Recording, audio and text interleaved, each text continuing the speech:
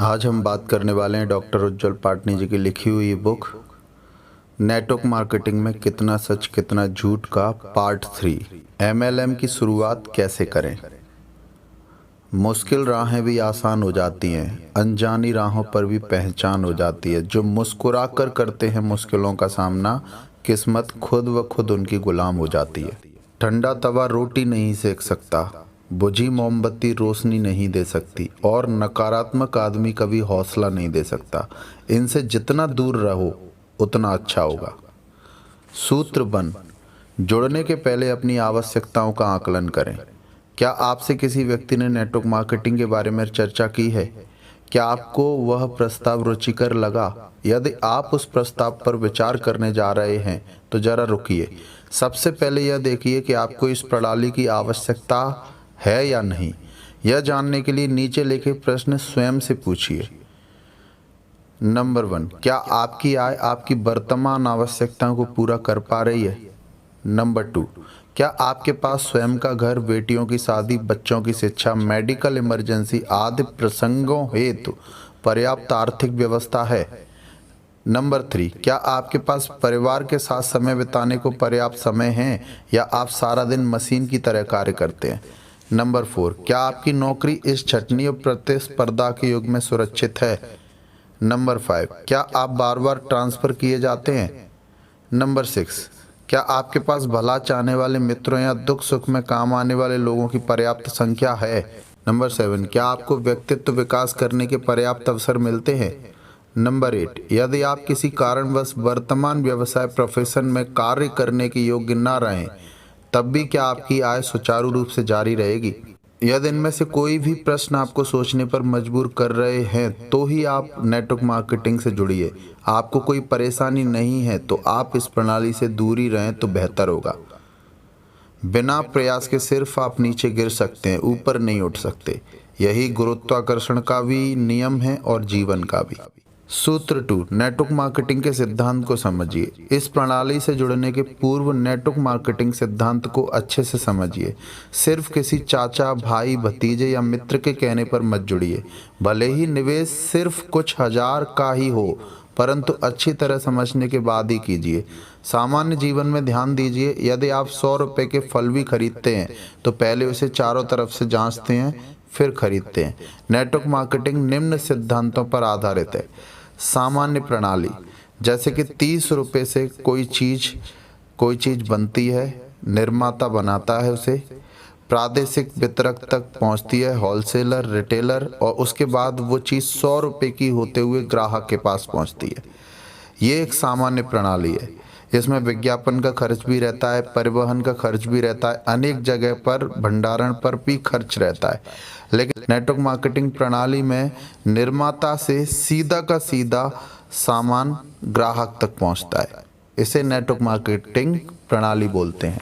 यह सीधा साधा सिद्धांत आपको समझना होगा कि नेटवर्क मार्केटिंग कंपनी अपने घर से किसी को कमीशन नहीं देती, बल्कि अनेक प्रकार के वितरण चैनलों के कमीशन, अनेक स्थानों पर ट्रांसपोर्टिंग, भंडारण खर्च तथा विज्ञापन पर खर्च हटा देने से जो बड़ी रकम बचती है वह रकम डिस्ट्रीब्यूटरों में बांटती है। आय बांटना वास्तविकता में संभव है। यह सिद्धांत यदि आपको तार्किक रूप से समझ में आ गया तो समझिए कि आप नेटवर्क मार्केटिंग का आधार समझ लिया है। यह सिद्धांत समझते ही नेटवर्किंग के बारे में आपकी कई नकारात्मक धारणाएं मिट जाएंगी और आप आनंदित हो उठेंगे। सूत्र 3, अपने मन से पूछें। आपने अपनी आवश्यकताओं का अध्ययन कर लिया और आपने नेटवर्क मार्केटिंग के सिद्धांत को भी समझ लिया। अब अपने मन के अंदर गहरे उतरिए और अपने आप से पूछिए। नंबर 1, क्या नेटवर्क मार्केटिंग आपके सपनों को पाने का माध्यम बन सकती है? नंबर 2, क्या आपके अंदर बेहतर भविष्य के लिए संघर्ष करने की क्षमता है? नंबर 3, क्या आप समय प्रबंधन करके इस हेतु समय निकालने को तैयार हैं? नंबर 4, क्या आप नेटवर्क मार्केटिंग के सिद्धांत से मन से सहमत हैं? यदि आप मन से इस व्यापार के लिए उत्सुक हो चुके हैं तथा आपकी बुद्धि कह रही है कि आपको इस अवसर की आवश्यकता है, तो एक बार परिवारजनों से सलाह लें। मेरी सलाह है कि आप इन सारी चर्चाओं में अपने जीवन साथी को अवश्य शामिल करें। यदि आपके परिवार का कोई सदस्य आपको इस दिशा में कोई महत्वपूर्ण राय दे सके तो जरूर लें। नेटवर्किंग में प्रशिक्षण कार्यक्रमों के सिलसिले में तथा व्यापार को फैलाने के लिए बाहर जाने की आवश्यकता पड़ सकती है। ऐसी स्थिति में जीवन साथी को आपके कार्य के बारे में सारी जानकारी होनी चाहिए। यह बिजनेस सिर्फ आपका नहीं, आपके परिवार का है, क्योंकि नए लोगों से अनेक बार पारिवारिक माहौल में चर्चा करनी पड़ती है। यदि आपका जीवन साथी आपके व्यापार की असीमित संभावनाओं को समझता है तो वह भी आपके साथ उसे बढ़ाने में जुट जाता है। यदि आप जुड़ने के पूर्व किसी प्लान शो में या सेमिनार में जा रहे हैं तो अपने जीवन साथी के साथ जाइए। आप दोनों का इस प्रणाली पर विश्वास एक साथ सुदृढ़ हो जाएगा। कई बार अल्प ज्ञान या धारणाओं की वजह से परिवार के सदस्य नकारात्मक उत्तर दे सकते हैं। ऐसी स्थिति में उन्हें सारे पहलुओं से अवगत कराइए, मीटिंग में ले जाइए तथा अपने विवेक का प्रयोग कीजिए। यदि फिर भी आपके आसपास के नकारात्मक लोग आपको निराश कर रहे हैं तो उनकी राय को गौर करके अपने दम पर एक महत्वपूर्ण निर्णय लीजिए। आप देखेंगे कि सफलता मिलने के बाद वो भी आपके साथ होंगे और सुर में सुर मिला रहे होंगे। सूत्र 4, अब नेटवर्क मार्केटिंग से जुड़ने का निर्णय लें। आपको इस प्रणाली की आवश्यकता है। आप इस सिद्धांत को समझ चुके हैं, आपका मन भी सहमत है, आप परिवार के सदस्यों को जानकारी भी दे चुके हैं, फिर भी आप जुड़ने का पक्का निर्णय लेकर कागजी कार्रवाई की दिशा में नहीं बढ़ रहे हैं, टालम टोल कर रहे हैं, तो आपको जागना होगा।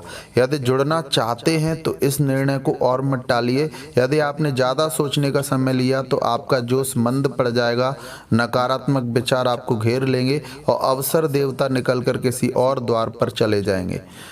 दृढ़ निर्णय लेकर उत्साह से मुस्कुराइए, क्योंकि अब आपके पास एक ऐसा माध्यम है जिससे आप अपने परिवार के भविष्य को नई दिशा दे सकते हैं। जुड़ने का निर्णय किसी प्रलोभन में या प्रणाली को बिना समझे न लें। यदि आप यह सोचकर जुड़ रहे हैं कि आपका व्यापार कोई और बढ़ा देगा तो बहुत संभावना है कि आपको निराशा हाथ लगे। अपना भविष्य खुद रचना है, अपने दम पर अपने सपने पूरे करने हैं, यह सोचकर निर्णय लें। सूत्र 5, जुड़ने से पूर्व कंपनियों का अध्ययन करें। वर्तमान में भारतीय बाजारों में सैकड़ों नेटवर्किंग कंपनियां हैं। इनमें से कुछ सैद्धांतिक हैं तो कुछ में गोलमाल साफ नजर आता है। सीधे सीधे निवेश करके जुड़ने के पहले उस कंपनी का पूरा अध्ययन करें, उसके पिछले रिकॉर्ड पर गौर करें, कंपनी के कामकाज का तरीका समझें। ज़रूरत पड़े तो उन कंपनियों से जुड़े नेटवर्कर के बेबाक चर्चा करें। जिस कंपनी से जुड़ने का प्रस्ताव आपके पास आया है, यदि वह आपकी दृष्टि में श्रेष्ठ है तो आप उस कंपनी के साथ अपने भविष्य को जोड़ सकते हैं। कंपनी का अध्ययन करने की बात मैं इसलिए कहता हूं क्योंकि पिछले कुछ वर्षों में गाजर मूली की तरह ढेर सारी कंपनियों ने जन्म लिया है। कई तो सिर्फ कागज़ों पर चल रही हैं।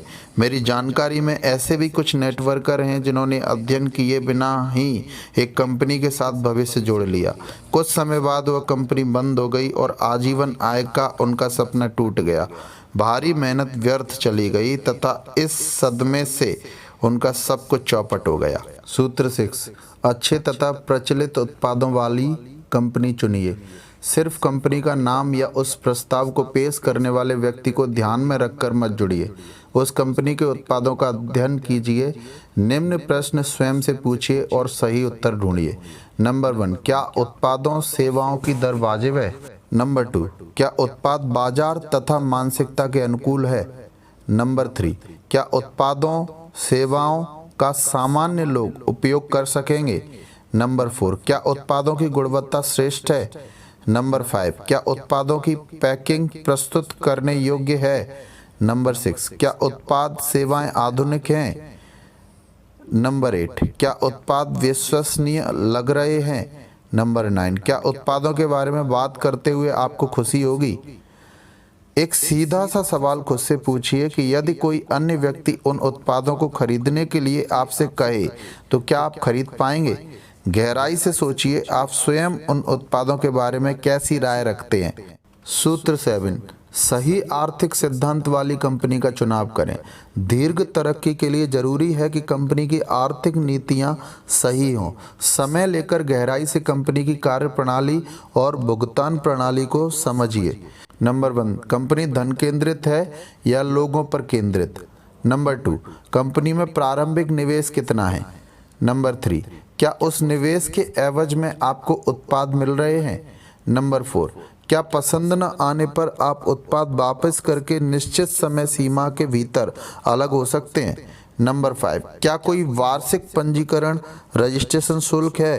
क्या वह वाजिब है? नंबर 6, आपकी आय कमीशन का भुगतान कैसे किया जाएगा? हर हफ्ते, हर माह, 6 माह में या 1 वर्ष में? यदि आपको लगता है कि कंपनी वाजिब प्रवेश शुल्क ले रही है, उसके एवज में उत्पाद दे रही है, सही समय पर भुगतान कर रही है, बार बार अलग अलग मदों में पैसा नहीं ले रही, तो निस्संदेह वह श्रेष्ठ कंपनी है। सूत्र 8, प्रशिक्षण व सपोर्ट सिस्टम जीवनदायी है। मैंने गत 2 वर्षों में भारत में ढेर सारी कंपनियों की कार्यप्रणाली को गहराई से अध्ययन किया है। इस अध्ययन में यह बात सामने आई है कि अधिकांश कंपनियां सिर्फ लोगों को जोड़ने या उत्पाद बेचने में सारा ध्यान लगा रही हैं। अपने डिस्ट्रीब्यूटर को प्रशिक्षित करने के लिए उनके पास ठोस कार्य योजना नहीं है। मैं सभी नेटवर्क कंपनियों, उनके प्रबंधन और शीर्ष लीडरों को आगाह करता हूं कि यदि व्यापार को लंबे समय तक जिंदा रखना है, साथियों का मनोबल बनाए रखना है, असक्रिय लोगों की तादाद कम करना है, तो तत्काल अच्छे प्रशिक्षण तंत्र की स्थापना करें। यदि आप इस संबंध में कोई भी मार्गदर्शन कंसल्टेंसी चाहते हैं तो मैं अपनी टीम के साथ आपकी पूरी मदद कर सकता हूं। हमने प्रशिक्षण पर जबरदस्त तैयारी की है, नए लोगों के लिए प्रवेश प्रोग्राम बनाए हैं। जो लोग कंपनी में कुछ समय से जुड़े हैं उनके लिए हमने कई कार्यक्रम बनाए हैं, जैसे नेटवर्किंग में बातचीत का तरीका। नंबर 2, नेटवर्किंग में स्टेज पर भाषण देने की कला। नंबर 3, अपलाइन डाउनलाइन संबंध। नंबर 4, डाउनलाइन में लीडर बनाने की तकनीकी। नंबर 5, समय प्रबंधन। नंबर 6, आत्मविश्वास व उत्साह। नंबर 7, लक्ष्य निर्धारण। नंबर 8, कम समय में विस्फोटक बिजनेस के तरीके। हम कंपनी का हिस्सा बनकर इन कार्यक्रमों की पूरी रूपरेखा बनाकर देते हैं तथा साथ ही हमारी टीम प्रशिक्षण की जिम्मेदारी लेती है। यदि कंपनी प्रबंधन जागरूक या उत्सुक ना हो और ट्रेनिंग का महत्व ना समझ रहा हो तो लीडर अपने स्तर पर अपनी डाउनलाइन के लिए प्रशिक्षण कार्यक्रमों की शुरुआत कर सकते हैं। खास बात यह है कि इसमें लीडर की जेब से कुछ नहीं लगता, सारे प्रतिभागी अपनी फीस स्वयं देते हैं। हम अक्सर लीडरों से कहते हैं कि आप सिर्फ पहला कार्यक्रम आयोजित करने के लिए दम लगाइए, उसके बाद अगले कार्यक्रम के लिए आपके पास पहले से रजिस्ट्रेशन चाहने वालों की भीड़ लग जाएगी। धीरे धीरे पूरी डाउनलाइन में ट्रेनिंग लेने वालों का जोश बढ़ जाएगा।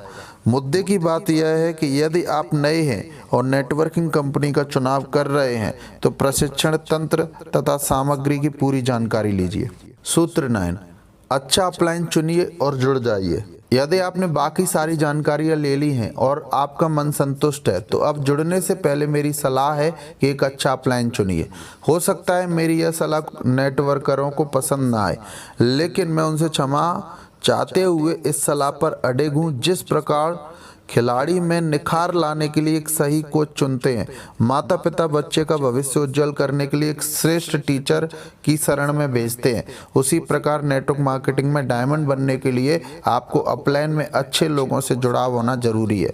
अच्छा अपलाइन से मेरा आशा यह नहीं कि वह दिखने में सुंदर हो, महंगे कपड़े पहनता हो या ऊंची गाड़ियों में घूमता हो।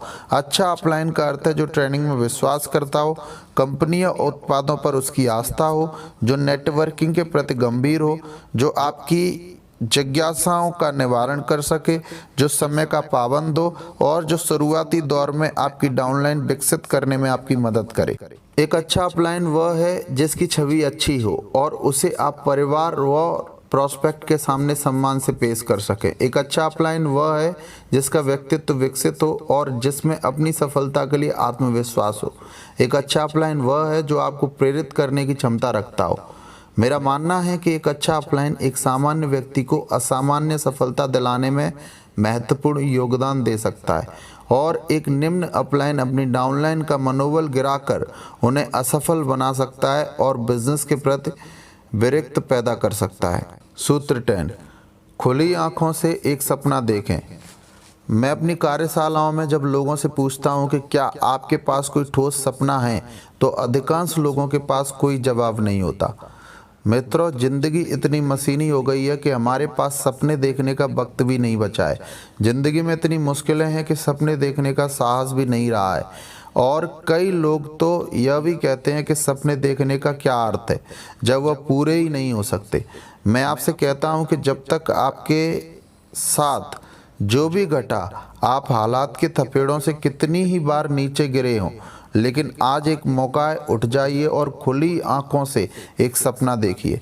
एक सपना जिसमें आपके लिए एक बेहतरीन घर या कार हो, एक सपना जिसमें बच्चों की उच्च शिक्षा हो, या एक सपना जिसमें आपके माता पिता के आरामदेह बुढ़ापे का इंतजाम हो, या और कोई सपना हो जो आपको संतुष्टि दे। शुरुआत में आपको सपने देखने में मुश्किल हो सकती है, क्योंकि अक्सर नए लोग तो सपने को एक किताबी डायलॉग समझकर हंस पड़ते हैं। गहराई से सोचिए, यदि सपना नहीं होगा तो मंजिल नहीं होगी, मंजिल नहीं होगी तो दिशा नहीं होगी, और आप भटकते रहेंगे। अपने आप से पूछिए कि मैं आखिर क्या पाना चाहता हूँ। यह सपना आपके लिए ईंधन का कार्य करेगा। सूत्र 11, अपने सपने को बार बार देखें, लिख लें, चित्र बना लें। आपने एक विचार सुना होगा कि यदि झूठ को भी बार बार बोला जाए तो वह सच लगने लगता है। ठीक इसी तरह जब आप अपने सपने को बार बार देखेंगे, उसके बारे में गंभीरता से सोचेंगे, तो धीरे धीरे वह आसान लगने लगेगा। शुरुआत में जो सपना हकीकत में बहुत दूर लग रहा था, वह हकीकत में बदलने लगेगा। उस सपने के बारे में लिख लें, उसका चित्र बना लें, उस सपने से जुड़े फोटोग्राफ या पोस्टर खरीद लें। जहाँ जहाँ आप ज़्यादा वक्त बिताते हैं वहाँ आप उन्हें रख दें, ताकि वो आपको बार बार लगातार नजर आए। इस तरह से वे सपने, वे लक्ष्य आपको झंझोड़ते रहेंगे, आपके अंदर आलस से नहीं भरने देंगे। अच्छे अस्पतालों के प्रसूति वार्ड में सुंदर बच्चों की हंसती खेलती तस्वीरें लगाई जाती हैं। उसके पीछे यही तर्क होता है कि महिलाएं उन तस्वीरों को देखकर आनंदित हों। उसके पीछे यही तर्क होता है कि महिलाएं उन तस्वीरों को देखकर आनंदित हों, और वैसे ही बच्चों की कल्पना करें। उन महिलाओं को तस्वीरों के शिशु अपने शिशु जैसे लगने लगते हैं। अपने सपनों से जुड़े पोस्टर जब आप लगाएंगे तो बार बार देखकर वो सपने भी आपके अपने हो जाएंगे। सूत्र 12, स्वयं से आम न रहने का वादा करें। व्यापार शुरू करने से पहले आप अपने आप से वादा कीजिए कि आप आम नहीं रहेंगे। भीड़ का हिस्सा बनकर सामान्य जीवन जीकर नहीं मरेंगे। आप भीड़ से ऊंचा उठने के लिए, सामान्य से विशिष्ट बनने के लिए और आम से खास बनने के लिए जो भी करना हो वह कार्य पूरी लगन से करेंगे। आप अपने हर कार्य को पूरी ताकत और ईमानदारी से बहानों के बिना करेंगे। अपने कार्य अपनी सर्वश्रेष्ठ योग्यता से करेंगे। परिणाम नकारात्मक हो या सकारात्मक, अब ठान लीजिए कि आप लक्ष्य प्राप्त तक नहीं रुकेंगे, ना विचलित होंगे और ना ही थकेंगे। इस आम से खास बनने के सफर हेतु आपको जो भी योग्यताएं अपने अंदर विकसित करनी होंगी, आप उस हेतु तैयार हो जाइए। अपने अहंकार को एक किनारे रख दीजिए और सीखने की मुद्रा में आ जाइए, क्योंकि खास बनने का आनंद ही कुछ और है। वह आनंद आप खास बनकर ही महसूस कर पाएंगे। यदि आप खुद को खास महसूस करके खास की तरह प्रस्तुत नहीं होंगे तो आप कभी खास नहीं बनेंगे। यदि आप खुद को आम मानेंगे तो दुनिया आपको कभी खास नहीं मानेगी। सूत्र 13, कंपनी, उत्पाद और प्रणाली को समझने में थोड़ा वक्त लें। बिजनेस से जुड़ते ही तुरंत प्रोस्पेक्ट के पास मत जाइए, क्योंकि आपके ऊपर सवालों की बौछार होगी और उनका उचित जवाब न देने पर आपको दरवाजा दिखा दिया जाएगा। कंपनी की पृष्ठभूमि, कंपनी के उत्पादों की कीमत, उनकी वैरायटी, उनकी गुणवत्ता, उनकी पैकिंग, उत्पादों को मिले प्रमाण पत्र आदि की जानकारी विस्तार से लीजिए। कंपनी से नए लोगों को जोड़ने की प्रणाली, उससे जुड़े शुल्क, नियम व शर्तें समझिए। जो भी प्रस्ताव आप प्रोस्पेक्ट के पास लेकर जाएं, उसकी अधिकतम जानकारी प्राप्त करें। यदि आपकी जानकारी अधूरी रही तो प्रोस्पेक्ट आपके ऊपर हावी हो जाएंगे, और यदि आपका ज्ञान अच्छा रहा तो ही आप प्रोस्पेक्ट को संतुष्ट कर पाएंगे। यह जानकारी आप प्रारंभिक प्रशिक्षण कार्यक्रम, कंपनी के ब्रोशर, वेबसाइट तथा अपने अपलाइन से प्राप्त कर सकते हैं। इन जानकारियों को लेने में आपको कुछ घंटों या दिनों का समय लग सकता है, लेकिन यह अति आवश्यक है। यहाँ बिल्कुल भी चूक ना करें। सूत्र 14, कंपनी के उत्पादों का स्वयं उपयोग शुरू करें। यदि आप ऐसी कंपनी से जुड़े हैं जिसके उत्पाद आप उपयोग में ला सकें तो तत्काल उपयोग शुरू कीजिए। खुद भी उपयोग की विधि समझिए और परिवार के दूसरे सदस्यों को भी समझाइए। उत्पादों का उपयोग करने के साथ ही आपकी जानकारियां कई गुना बढ़ जाएंगी। यदि आप स्वयं संतुष्ट हैं तो आप और ज़्यादा ताकत से उनकी सिफारिश कर पाएंगे। यदि आप स्वयं उत्पाद का उपयोग नहीं करते परंतु दूसरों को करने की सलाह देते हैं तो उनके मन में संशय पैदा होता है। उन उत्पादों का उपयोग करते ही आपकी बचत शुरू हो जाएगी, क्योंकि इसका कुछ कमीशन आपके खाते में भी आएगा। उत्पादों का उपयोग करने से आप उपयोग की विधि, मात्रा तथा अन्य गुणों से वाकिफ हो जाएंगे तथा ज़्यादा आत्मविश्वास से उनको पेश करने में सक्षम होंगे। सूत्र 15, सदैव होमवर्क करके जाएं। क्या कहना है, कितना कहना है, क्या नहीं करना है, किस तरह से बात की शुरुआत करनी है, जानने के लिए अपने अपलाइन और ट्रेनिंग प्रोग्राम की मदद लीजिए। प्रॉस्पेक्ट का कार्य व्यवसाय, उनकी पृष्ठभूमि, उनकी रुचियों की जितनी जानकारी हो सकती हो पहले से ही जुटा लीजिए। कोई प्रॉस्पेक्ट अतिरिक्त आय के लिए जुड़ता है, कोई खाली समय के लिए जुड़ता है, कोई मित्र बनाने के लिए जुड़ता है, तो कोई व्यक्तित्व विकास के लिए जुड़ता है। उनकी आवश्यकता के अनुसार ही आपकी बातचीत का स्वरूप होगा। शुरुआती कॉल अपलाइन करें और आप गौर से उनका अध्ययन करें। जब आपके अंदर आत्मविश्वास पैदा हो जाए तब आप अपने कंधों पर यह जिम्मेदारी लें। नए व्यक्ति के बारे में उचित जानकारी के लिए बिना आप अपने मन के तार उनके मन से नहीं जोड़ पाएंगे और संवाद का गर्मजोश पुल नहीं बनेगा। पुल तभी बनता है जब आप सामने वाले की रुचि की बात करते हैं। सूत्र 16, प्रस्ताव को आत्मविश्वास और सम्मान के साथ पेश करें। अपने व्यापारिक प्रस्ताव को पूरी गंभीरता से पेश करें। आपका आत्मविश्वास यदि चरम पर होगा तो वह शब्दों के माध्यम से सीधा सामने वाले के दिल में गहराई तक उतरेगा। अपने प्रस्ताव को एक बड़ा अवसर बनाकर सम्मान के साथ प्रस्तुत करें। यदि आप इस प्रणाली के प्रति गर्व और विश्वास महसूस नहीं करते तो इस कमजोरी को प्रॉस्पेक्ट भांप जाएगा। आपका विश्वास, उत्साह, उत्सुकता आपकी आवाज़ में साफ नजर आनी चाहिए। कुछ नेटवर्कर सुस्त और भयभीत से अंदाज में अपनी बात रखते हैं। उन्हें भय होता है कि हम ठुकरा दिए जाएंगे। यह भय उनके शब्दों में झलक जाता है और वो कभी किसी को राजी नहीं कर पाते। पूरी ईमानदारी और शिद्दत से सच कहें। प्रॉस्पेक्ट के हित की बात करें। किसी प्रतिद्वंदी कंपनी, लीडर या अपनी कंपनी के दूसरे साथियों की निंदा न करें। सवालों के माध्यम से बातचीत को अनुकूल दिशा में ले जाएं। सूत्र 17, नकारात्मक या आक्रामक उत्तर के लिए तैयार रहें। नेटवर्क मार्केटिंग प्रणाली के संबंध में इतनी भ्रांतियां लोगों के दिमाग में घर कर गई हैं कि कुछ लोग इस प्रणाली का नाम सुनते ही आपा खो बैठते हैं। कुछ लोग तो इस प्रणाली का क ख ग भी नहीं जानते, सिर्फ सुनी सुनाई बात के आधार पर विरोधी बन जाते हैं। यदि ऐसे किसी व्यक्ति से आपका सामना हो जाए तो नकारात्मक व्यवहार करें, आपका अपमान करें या आक्रामक हो जाएं तो संयम रहिए, अपने विवेक का प्रयोग करिए। यदि कोई आपका विरोध कर रहा हो तो बुद्धिमानी दिखाइए, उसकी बात मत काटिए, उसे झूठा सिद्ध मत कीजिए। सिर्फ आप अपनी बात रख दीजिए। किसी को तर्क में हरा देने के बाद उसे बिजनेस में जोड़ना कठिन होता है, इसलिए जीत हार की स्थिति पैदा मत होने दीजिए। सिर्फ यह मानिए कि सामने वाला व्यक्ति आपको ना कह रहा है।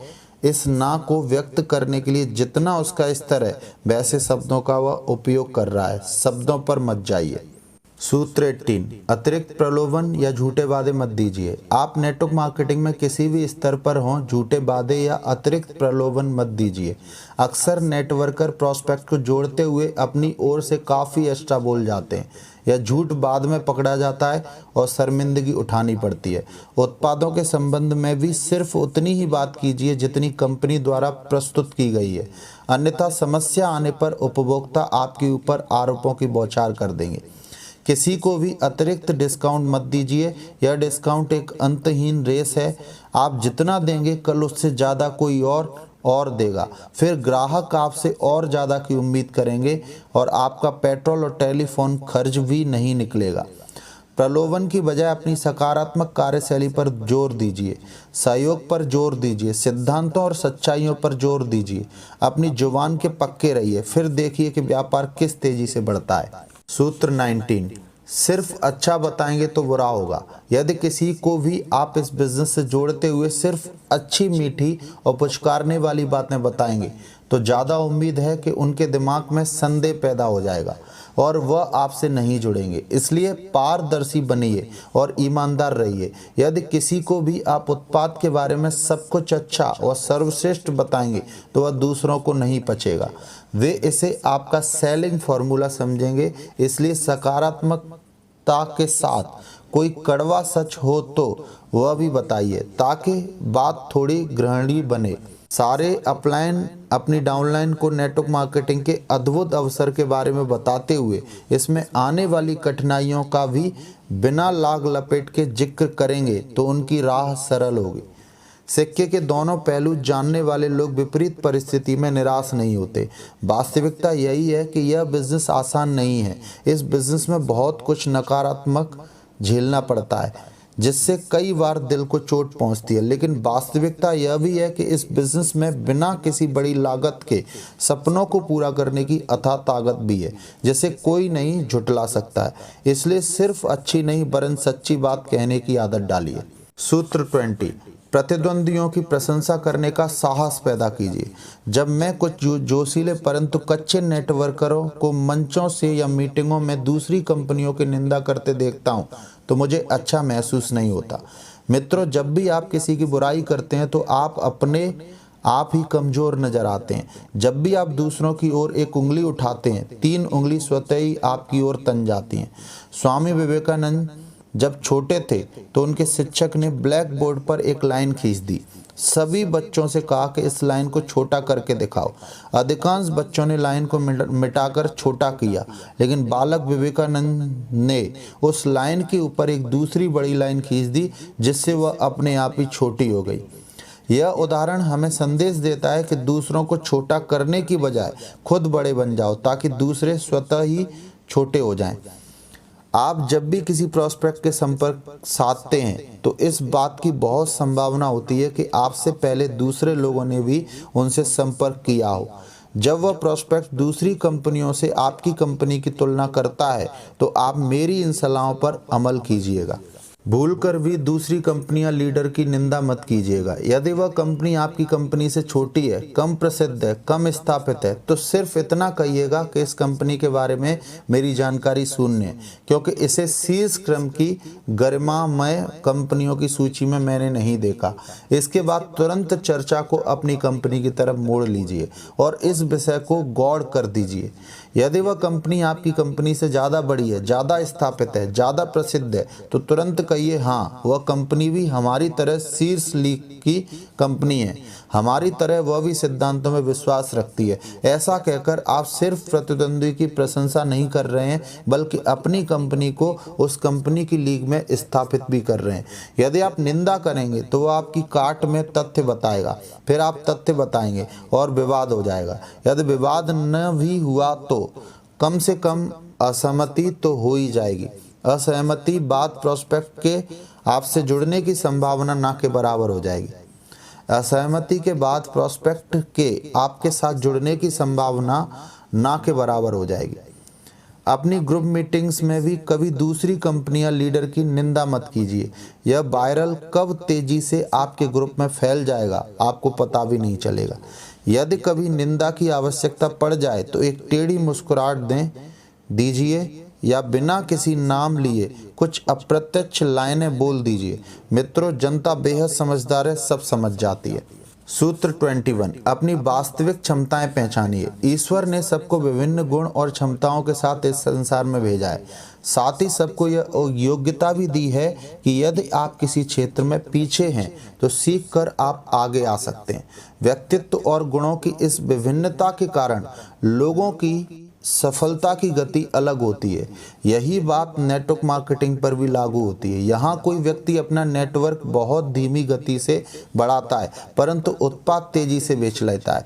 कोई दूसरा उत्पाद धीमे बेचता है लेकिन लोगों को तेजी से जोड़ता है।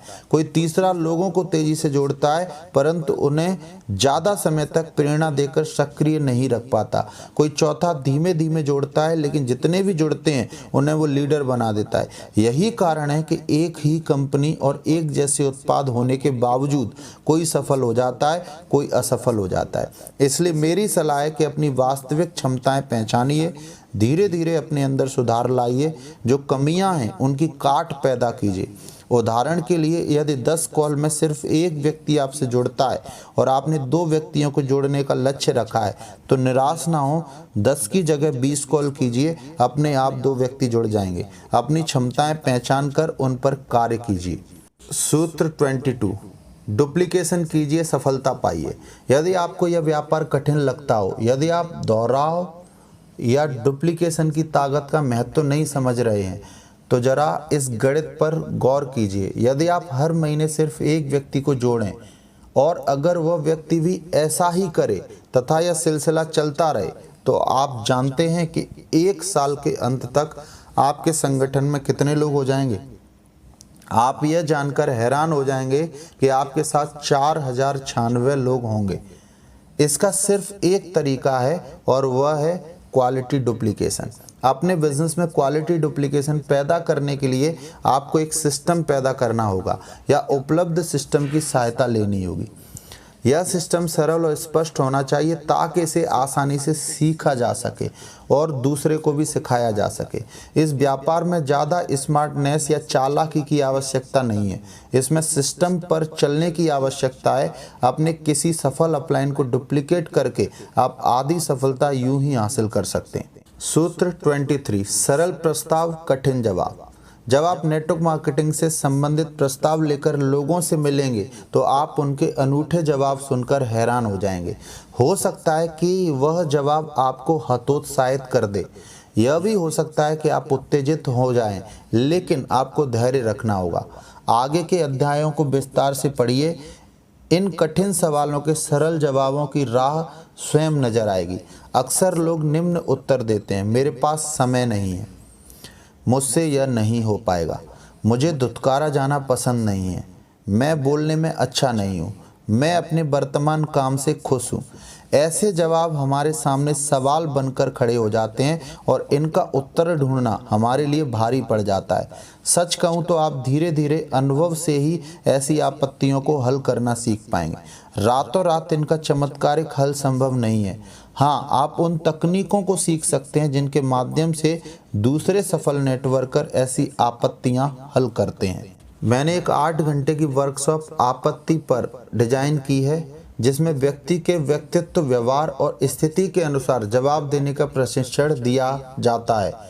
यह अपने आप में एक बहुत बड़ा शस्त्र है। जब मैंने एक डायमंड से इन सवालों को हल करने की उसकी शैली पूछी तो उसने कहा, यदि कोई मुझसे यह कहता कि समय नहीं, तो मैं उसे इस व्यवसाय के उन शीर्ष लीडरों के बारे में बताता हूँ जो नेटवर्क मार्केटिंग में आने के पहले भी सफल और व्यस्त थे। मैं प्रोस्पेक्ट से कहता हूं कि यदि आप समय की कमी महसूस करते हैं तब तो यह आपके लिए एक सुनहरा अवसर है। इसके बाद मैं उन्हें समय की आज़ादी के बारे में विस्तार से बतलाता हूं। यदि कोई कहता है कि वह बोलने में अच्छा नहीं, तो मैं उसे तुरंत उन सफल लोगों के बारे में बताता हूं जो इस प्रणाली से जुड़ने के पहले कुछ भी नहीं बोल पाते थे और आज धुरंधर वक्ता हैं। मैं नेटवर्क प्रणाली को व्यक्तित्व विकास के सशक्त माध्यम के रूप में उनके सामने पेश करता हूं। उस डायमंड ने कहा कि मैं किसी स्थिति में प्रोस्पेक्ट का विरोध नहीं करता, उसे छोटा या झूठा सिद्ध नहीं करता। लोगों के सामने सच्चे उदाहरण, पत्र पत्रिकाओं के डाटा और ठोस तर्कों से अपनी बात रखता हूं और उन्हें निर्णय करने का समय देता हूं। ये सारी बातें मैं पूरी गर्मजोशी और अपनेपन से कहता हूं, इसलिए अधिकांशतः ऐसे सवालों का हल निकल आता है।